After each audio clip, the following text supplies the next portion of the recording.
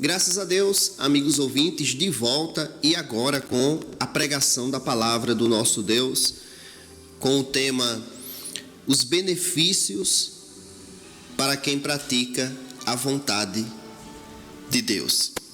Praticar a vontade de Deus não quer dizer que a pessoa ela vai ser oprimida por Deus. Vai ser oprimida por Deus, né? Como é difícil, né? Como é difícil praticar a vontade de Deus, não. A própria palavra de Deus diz que os mandamentos do Senhor não são pesados. Ou seja, dá pra gente praticar. E no que falharmos, nós devemos nos arrepender e corrigir. Assim é a vida do cristão. Se ele falhar, se ele errar, o Senhor está de mãos estendidas para levantá-lo. Basta querer levantar, né? Porque o Senhor sempre está de mãos estendidas. Então veja, fazer a vontade de Deus, ao contrário do que muitas pessoas pensam, não é ser oprimido, né? Não é ficar trancado dentro de casa e não poder fazer nada, né? Não poder ir a um lazer, não poder assistir uma televisão, não poder usar a internet. Não é nada disso. Claro que você deve ter cuidado com tudo que você vê e ouve. Você deve ter cuidado, você deve filtrar. Você deve filtrar aquilo que você vê e aquilo que você ouve. É claro que você deve fazer isso, porque em todo lugar tem coisas boas e ruins. E também tem gente boa e gente ruim em todo lugar. Então você deve ter discernimento espiritual para detectar aquilo que vem de Satanás. Você está entendendo? Para detectar quando algo vem de Satanás. Olha só, o Senhor Jesus detectou que aquela fala de Pedro vinha de Satanás. Olha só, o Senhor Jesus detectou. Pedro chamou o Senhor à parte e começou a repreender o Senhor. Olha só. E dizer: Senhor, não fale isso não, porque isso não vai te acontecer. E Jesus disse: para trás de mim, Satanás. Para trás de mim, Satanás. Você está entendendo? Porque o diabo, ele é muito sutil. Ele é muito sutil. E às vezes ele age de forma que a pessoa não percebe que é uma ação satânica.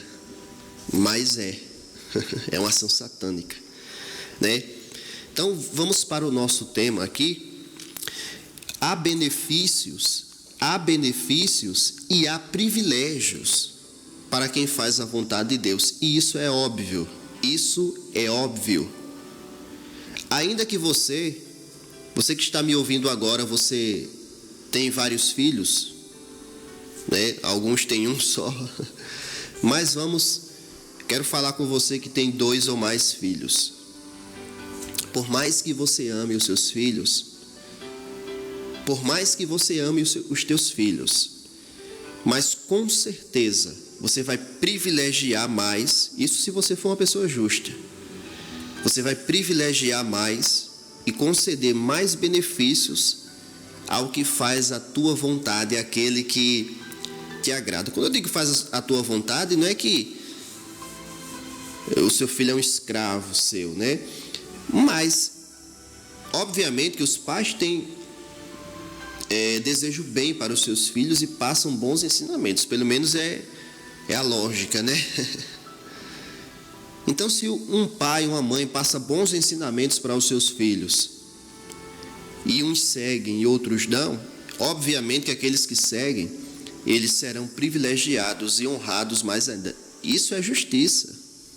Isso é ser justo, sabia disso? A pessoa pensa que ser justo é privilegiar a todos, mas não é.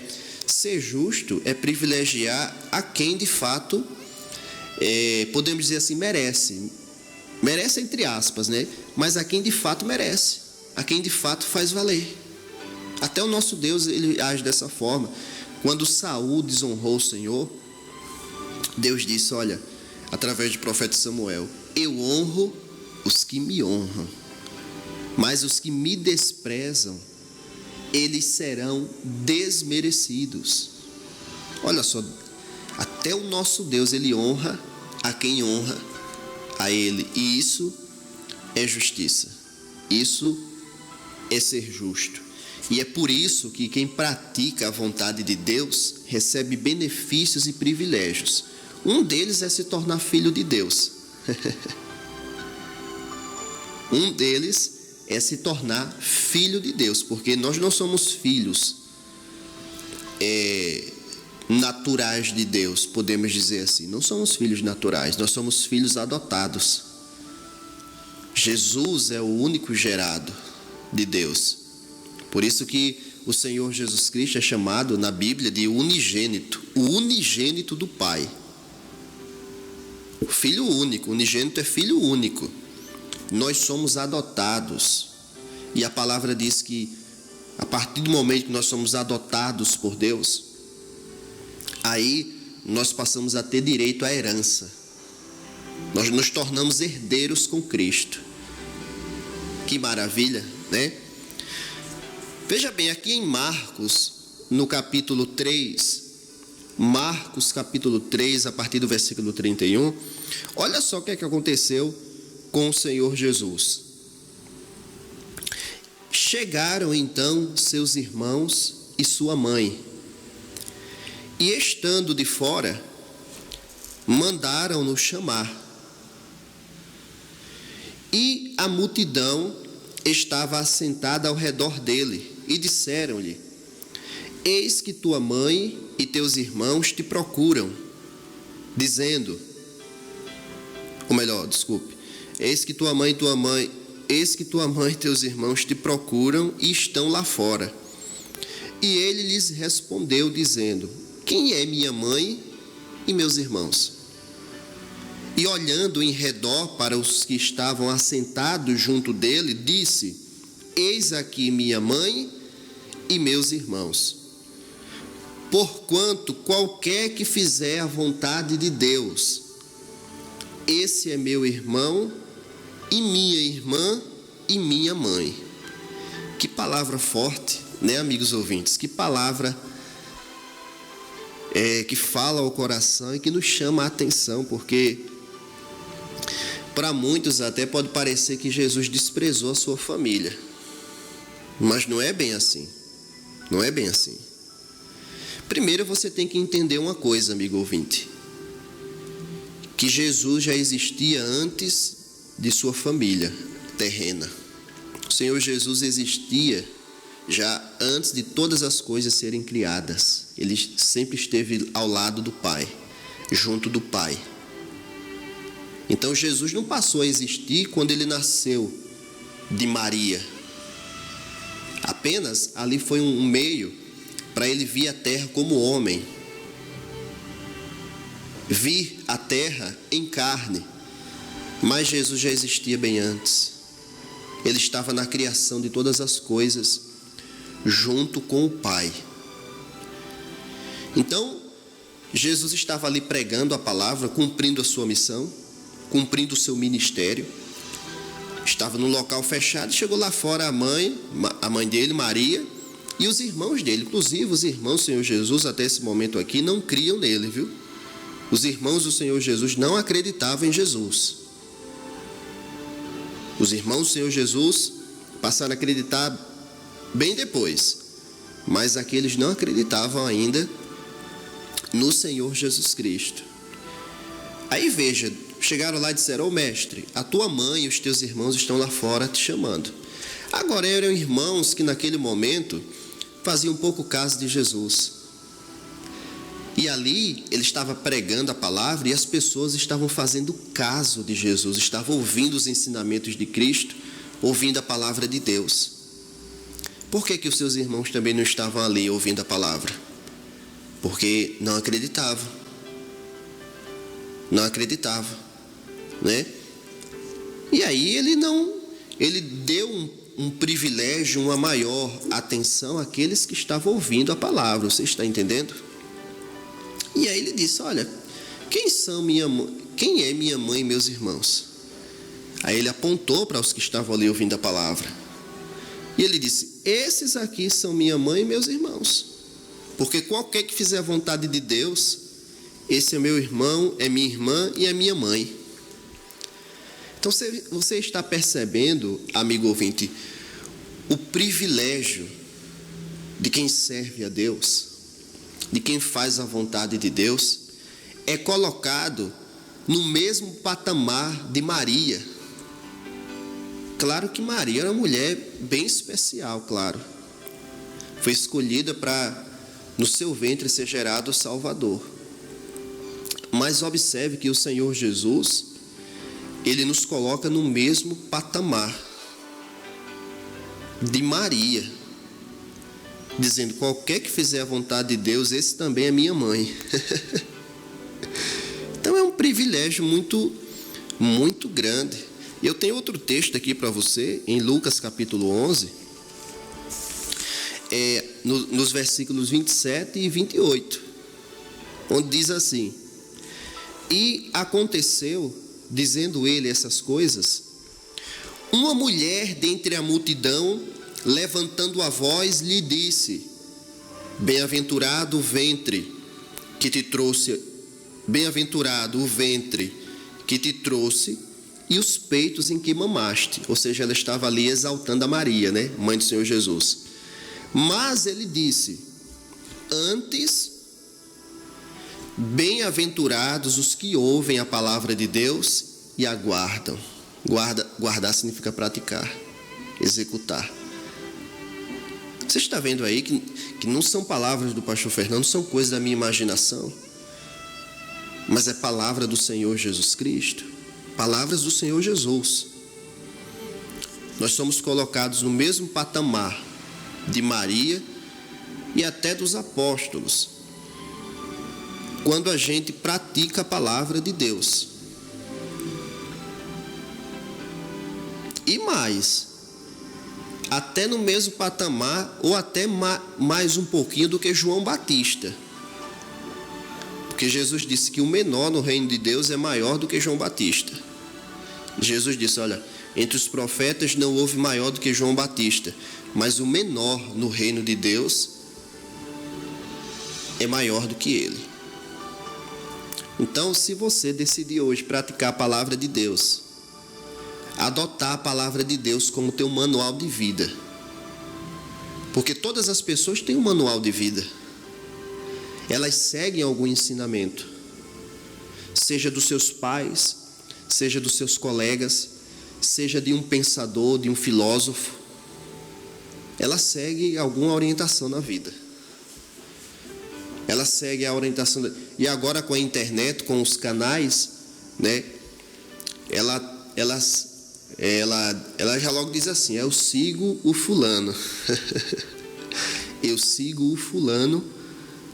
E com certeza a pessoa para ouvir aquela pessoa e seguir as suas orientações. Tanto é que você vê aí nos comerciais de TV que sempre eles escolhem uma pessoa famosa. Por quê? Porque aquela pessoa, diante da sociedade, ela tem um certo crédito por ser famosa. E o que ela fala, as pessoas dão atenção. E muitas seguem, a maioria segue. Por isso que nos comerciais colocam uma pessoa famosa. Você está entendendo? Para anunciar um produto. Aí as pessoas vendo aquele famoso anunciando o produto, elas vão comprar. Ah, foi o famoso que indicou. O famoso orientou, né? As pessoas seguem alguma orientação na vida. Só que eu estou chamando a você no nome do Senhor Jesus, não eu, mas a palavra de Deus, para você fazer dela, da palavra de Deus, o teu manual de vida. E condicionar todos os teus conceitos e aprendizados na vida, condicioná-los à palavra de Deus, sujeitá-los à palavra de Deus, ser humilde para isso. Rapaz, eu aprendi isso e aquilo, mas a palavra de Deus ensina diferente. Então eu vou sujeitar o que eu aprendi àquilo que diz a palavra de Deus. a gente já viu, né? Já leu que aquele que pratica a palavra de Deus se torna família do Senhor Jesus, né? Se torna uma família, se torna próximo do Senhor Jesus e também se torna bem-aventurado, ou seja, bem-sucedido no seu feito. Bem-aventurado significa isso. E também feliz, né? Feliz aquele que pratica a palavra de Deus. Aqui em Mateus capítulo 7, nós temos mais, na verdade, em toda a Bíblia, se a gente for ler os textos aqui, não vai dar no programa só lendo os textos, né?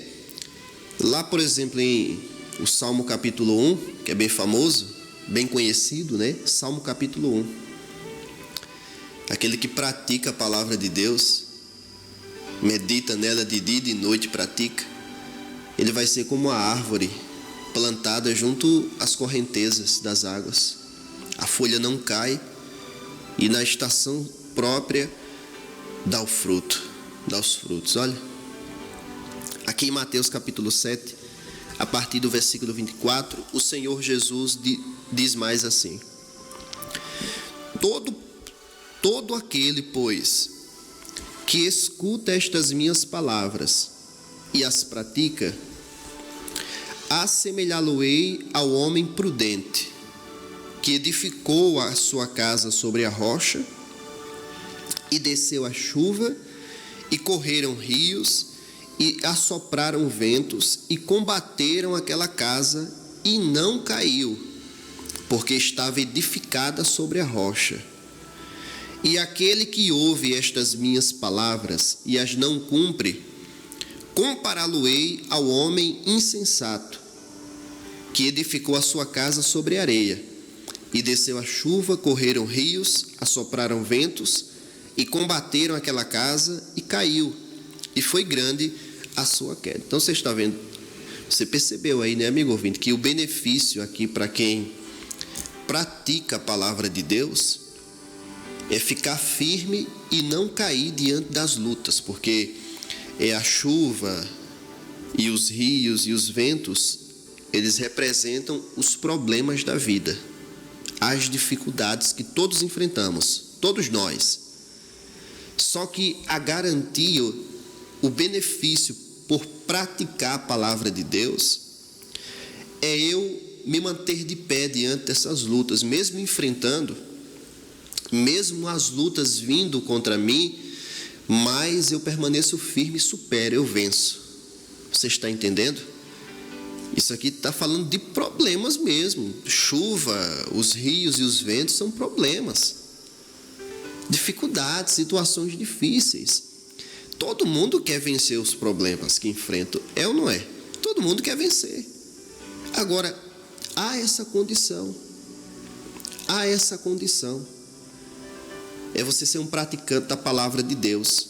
Não só receber um milagre momentâneo, né? Não só receber um milagre por uma expressão de fé, que já é maravilhoso, receber um milagre por uma expressão de fé. Mas para continuar firme e inabalável, tem que praticar a palavra de Deus. E essa é a garantia do Senhor Jesus, e não cai por terra a palavra do Senhor Jesus. Se você fizer da palavra de Deus o teu manual de vida, você vai vencer todos os problemas que você enfrentar. Os que você está enfrentando agora e os que você vai enfrentar. Você tem essa garantia. Pai, em nome do Senhor Jesus, eu entro em Tua presença junto com cada ouvinte, Senhor. E uma coisa sabemos, o Senhor é conosco. E isso basta, Senhor. O Senhor sendo conosco, isso já é motivo suficiente para a gente continuar. Essa certeza de que o Senhor está conosco já é um motivo suficiente para continuarmos, porque o Senhor providenciará tudo. O Senhor é o Jeová Jireh, o Senhor que provê tudo para o seu povo. Por isso, desde já eu te agradeço, Senhor. Eu já te agradeço pelas vitórias na vida de cada ouvinte. Eu já te agradeço pelas respostas de nossas orações. E que cada ouvinte, Senhor, venha ser casa sobre a rocha. Que cada ouvinte venha ser bem-aventurado. Que cada ouvinte seja a família do Senhor.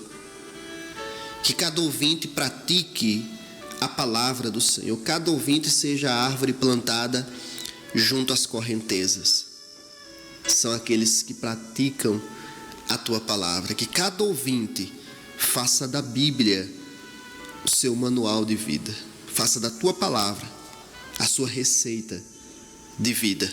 É o que eu te peço em nome de Jesus. Abençoa o dia de cada ouvinte e a semana, Senhor. Que seja uma semana de muitas bênçãos, de respostas.